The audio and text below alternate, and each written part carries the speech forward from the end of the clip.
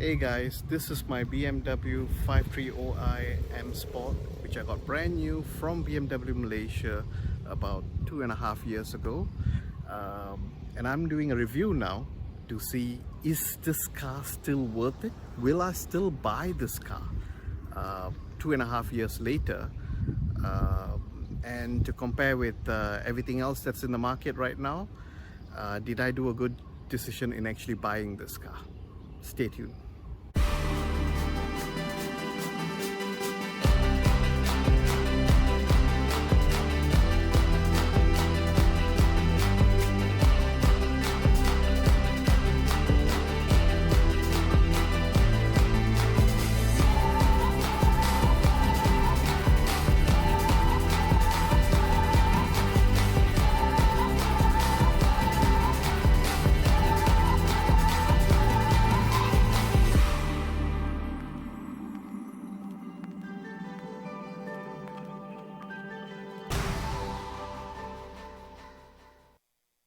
This review that I'm going to do now here is something different, where I'm going to give a view that is from an actual owner, an experience of owning, maintaining, driving and enjoying the car. Very different from something that you see online right now from motoring journalists and enthusiasts who had the car for about 5 minutes, a few hours, or even a few days only. This is going to be a little bit different. I'm going to give you a review here saying, will I still buy this car? Is it still worth it? And compared to what is out there in the market, especially now that the LCI is out just recently. Before moving on, one thing we really have to give compliment to BMW here is the interior quality. After all the complaints that they had in the previous generation, from this generation onwards, and not only for the 5 series but also for the other models, the 3 series, the 8 series and etc., they've really upped the interior quality game. Everything that you can see is soft touch material and feels and premium, and that's something that is sorely missed in the previous generations. And after almost 3 years of ownership, the quality remains. You don't see anything coming apart, or leathers breaking. With just regular maintenance, it looks extremely good. So let's get into it. The 4 main reasons that led me to buy this car, that's going to now tell me whether should I or will I buy this car all over again if I had the opportunity to redo this. First one, buying experience. Buying experience wise, basically there's nothing much to talk about actually. Unlike in a lot of other countries, here BMW doesn't really give any options. They had 2 cars, which is the 530e, which is the lower spec, and they got the 530i, which is the higher spec, and that's about it. They didn't offer anything special. There was no spec sheets that in other countries you can go ahead. You can't tick things like advanced safety options, autopilot options, or all of this that you see in other countries. Here we have basically Milo Kosong plus. That's about it.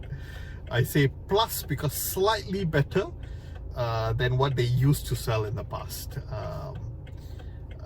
Spec sheet that they gave, well, basically it's the options is that they had like I think 5 colors or something, exterior colors, and they had 2 color option, which is this lighter color versus a black.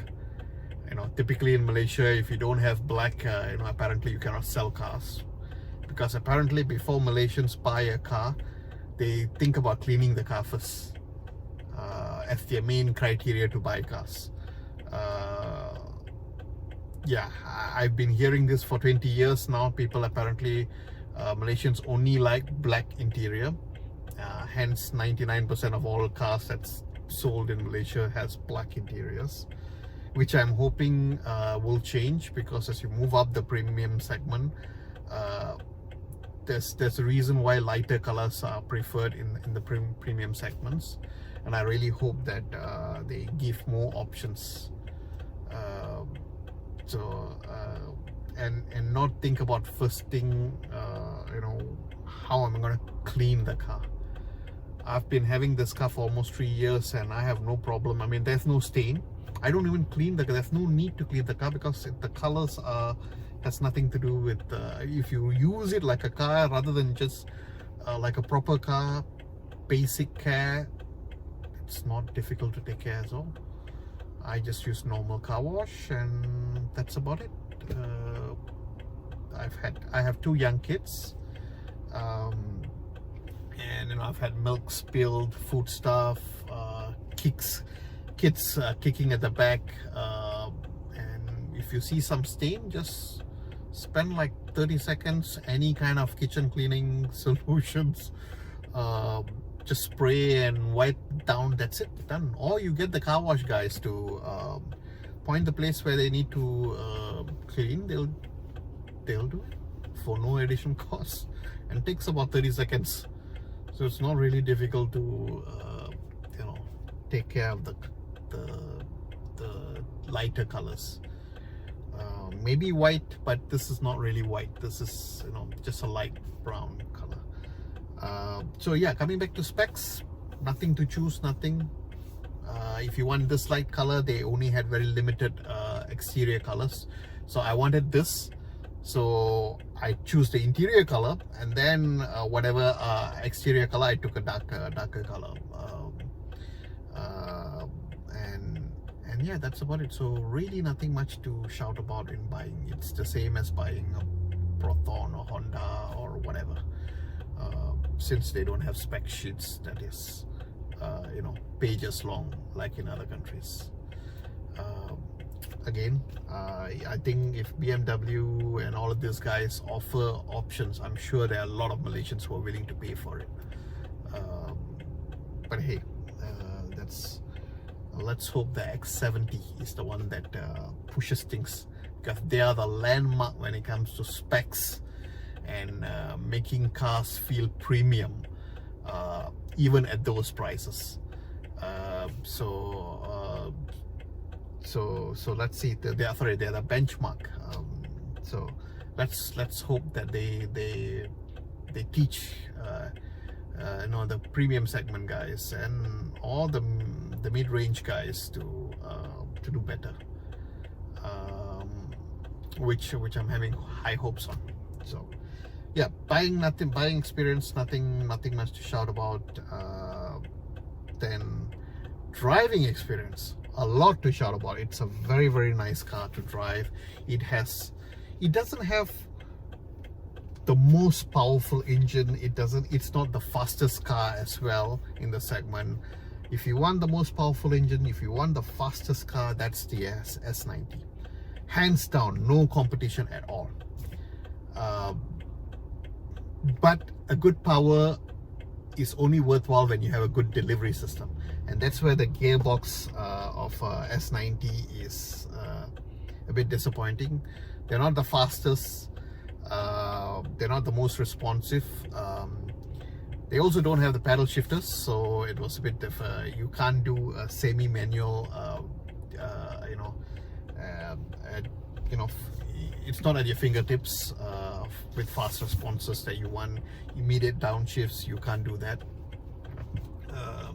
So a bit of a disappointment there, that they had the power but they couldn't deliver. Hopefully the next version of the car they do improve there.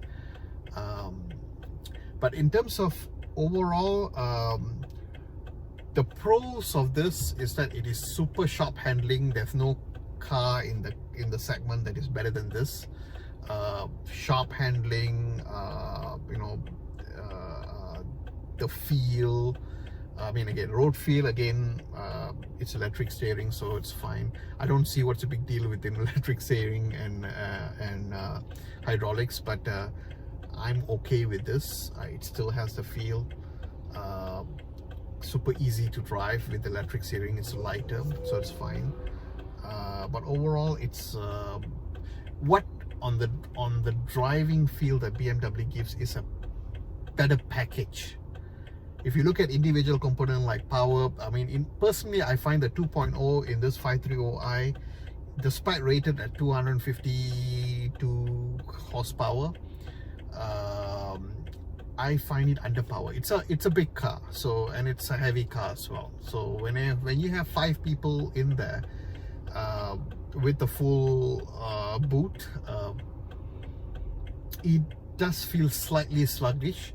I mean, don't get me wrong, it can still go on a Genting run very nicely, but it is a bit, you know, I think a 3.0 with an X-Drive will give you a much better feel to it. That's what it's lacking. I mean, I would have easily paid for it additional 50, 60, 70,000 if I know that they have that option. I would love to have that X-Drive. You don't need to go for a Recon Audi just to get the Quattro feel. The all-wheel drive here would have been fantastic. Again, heads up or a shout out to BMW, please do give that option. I'm sure there are plenty of people out there who are willing to pay for it if you give that option. So other than that, driving experience is fantastic, best in class. It is the quietest car in my view, quieter than an S90, definitely quieter than an E-Class. So it's a much more quieter, and what do you call road noise, the tire noise, despite running on 19-inch and very fat tires and run flat tires, it is a much more quieter car than the other two, both the E-Class or the S90. So yeah, overall I like the full experience. Fantastic. Nothing to complain about. Then moving on to maintenance, also nothing much to talk about either, because it's all inclusive. You pay for it as part of the 5-year free maintenance, so you don't pay anything. I've done 3 scheduled service. I haven't paid for anything outside of the incremental stuff that I want. I've added in the eagle eye cameras, which is an additional accessory, so yeah, I paid for that. Other than that, scheduled service, I didn't pay for anything, no labor, no nothing. Everything is already included. And from a maintenance point of view, I would say this is a very reliable car. I've had one issue with the car, which is I had a glitch with the steering, where when you're off the car, the steering goes up to give you easy, you know, ingress in and out of the car. But when I had an incident where when you're off the car, it went up. When you're on back, it didn't come back down. So I had to go to a service center, and it's you know, it's like a 2-minute fix, I guess. They did something with the software, and yeah, and no problem. So overall, maintenance, I find this very reliable, and actually I spend more on maintenance for my wife's CRV than this, which I haven't spent anything on maintenance wise. Which E-Class, what was one of the consideration there as well, despite the fact that the price wise more or less the same. They don't give free maintenance in Mercedes, so one of the reasons why I said, you know what, why would I want to have the headache? I'd rather have this, which is convenient. One complaint I do have is that, I mean, buying a $350,000, $360,000 car, this is how much I paid, about $354,000 for this after discounts. So yeah, that was during the GST free period. So yeah, basically $350,000 car, and you expect a little bit of a premium service in after sales. But you think so, isn't it? you get no special after sales premium feel when you go for a service. They may have very nice showrooms, but so does everybody else. Whether you're going by a Honda or whatever, whenever you go to any premium, any large service center or showroom, you see exactly the same.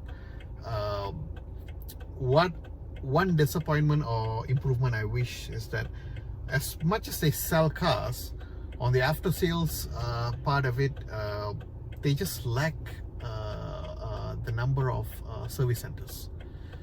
If you go during most days, even weekdays, it's like going to Puduraya station or bus station. For those who remember the bus station during those days, it's packed full. You don't even have places to sit. Full of people. So it's you don't have that feel that you are in a premium premium segment. You feel no different than buying Proton, Produa, a Japanese, Korean car. They all have their free nasi lemaks. They all have their free coffees. Yeah, that's about it. So after sales, I wish they do a little bit different, or at least increase the number of service centers. Knowing that they are selling more and more cars, seems like every year they sell more cars than the year before. They should have more and more service centers that is able to take the volumes. So that's some disappointment there. But overall, I think if you're going for regular service, yeah, half a day on average, you'll spend half a day there. Or if you want to stay there, otherwise you can drop your car, and then it'll take about half a day on average. Sometimes you do get it earlier, but then half a day is on average for regular scheduled service. Up to half a day to one full day, or 3/4 of a working day. But if you're going for any major services or any major repairs or replacements, warranty claims, which I have not, but I have spoken to other owners who will clearly tell you're looking at days or weeks before you get your car back.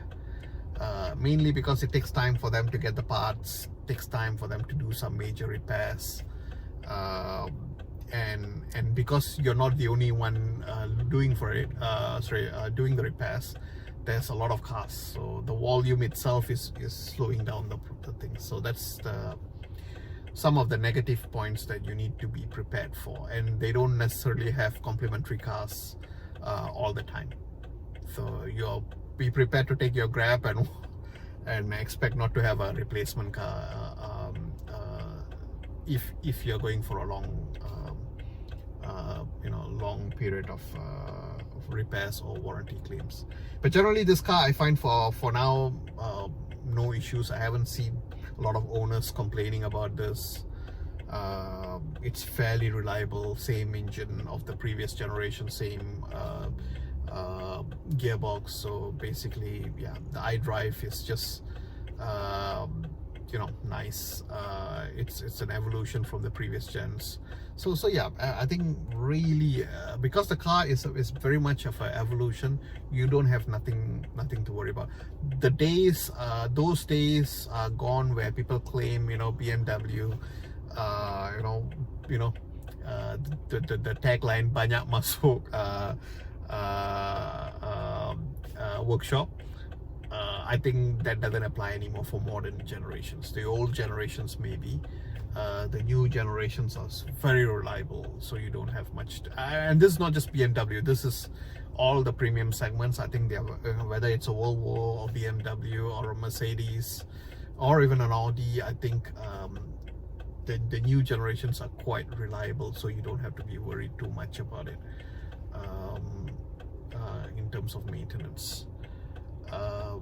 So yeah, if you're buying a used, not a recon, but a used car, I would say yeah, as long as the person have done their regular scheduled services on time, I think yeah, you're generally fine with the car. So that's maintenance. Last one, specs.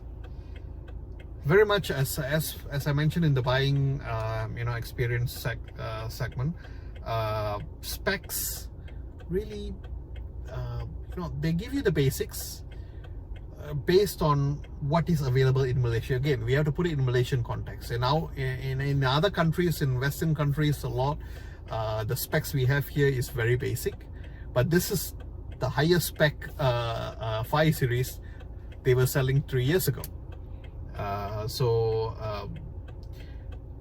Specs wise is as of 3 years later, it's about more or less there. Not the leading in class. It doesn't have adaptive cruise control. It doesn't have too many active safe. I mean, it has the same auto brake, front and back collision warnings. It has blind spot monitorings, lane keeping assist, lane keeping warnings, just warnings. It doesn't really actually correct the steerings or those kind of. It just gives you the warnings. So yeah, it's acceptable for now. I think I have nothing to complain. iDrive system, okay. Spec wise, despite this is the older version, which is the 6.0, it's still class leading versus competitors. The new 7.0 that the LCI has, and the new generation BMWs has, the 3 Series and all that, that's great. They have over the air software updates and stuff like that. The digital meter is much more cooler, but other than that, this iDrive is still very good. It still has connected drive. It still has the Apple CarPlay, so that's wireless CarPlay, so that's fantastic. You can literally use the Waze here. And overall, system wise, it's sharper. Yeah, it's fine. So from a spec point of view, it's acceptable. It's not outdated at all. 3 years later, it's still very much in line. So yeah. So this is the 4 main areas I'm comparing to. And then now the conclusion is that will I actually what do you call buy again this particular car, this particular model, if I had the chance to redo 3 years later?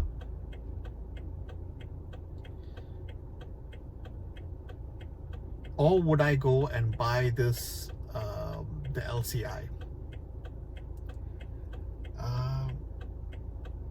I would say I would not buy the LCI. I would buy this model, a used model, because the difference between this and the LCI is not a lot at all. It's not significant enough, and the fact that they don't bring anything different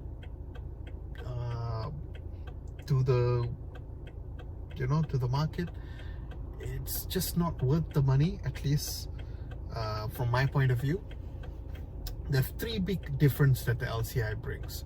Besides the exterior looks, which I have to admit, it looks super cooler, much more sharper than this one. The slimmer headlights, the new grille, much more athletic, much more sporty, so I think in terms of on the looks, they tweaked very much in the front a lot more, but I would say, I mean, looks wise, that looks better. But the existing model, I mean, this pre-LCI model, still looks aggressive, still looks handsome, athletic, and I would not I would still think versus the competitor it still looks extremely good, so you don't lose out too much. On the actual specs itself, there's three main things I look at it as. That's the key differentiator between this model and the LCI. The LCI has the BMW laser lights, which is the first for the segment here. Looks super cool though, with the blue shadowy thing that's on there, which is nice. But again, it's this adaptive LED lights are just as great, just as bright. So it's just a matter of nice to have, but you won't miss too much. The adaptive cruise control, which I do wish this one had. The CBU for this had it. The CKD, the one that I have now, does not have it, which is a big disappointment. So that's the negative point of that, which I wish this had it, adaptive cruise control. And the third one is the new software, the 7.0, which is much more what do you call, advanced, and with over-the-air updates, which is great. If you're going to keep the car for a few years, then you know updates can generally be done easily. So that's the main what do you call, sorry, and the 360 degrees camera. This one only has reverse camera. The other one, the LCI model, has the 360 degree camera. So that's the four main differentiator between this and the LCI model. But then is that for this four main specs worth the additional 100/K? You can pick one of these models, you know, 2-3 year old car for between 100,000 to 150,000 cheaper in the used market segment, depending on mileage and colors and whatnot. So now the question is, would I buy this car or the LCI? I would have to say that I would save the money and I'll go for this. Something I couldn't do when I wanted to go for the F10. F10, I really could not accept the interior. The interior was so outdated, and it's just something I couldn't accept. The exterior of the F10 still looks very nice though. It's just the interior. So hence, considering that this interior and the LCI is pretty much the same, yeah, I would stick with this. And unless BMW were to start opening options, you know, more specs, it's really not spending that much money. So that's my view of it. Hope you enjoyed this.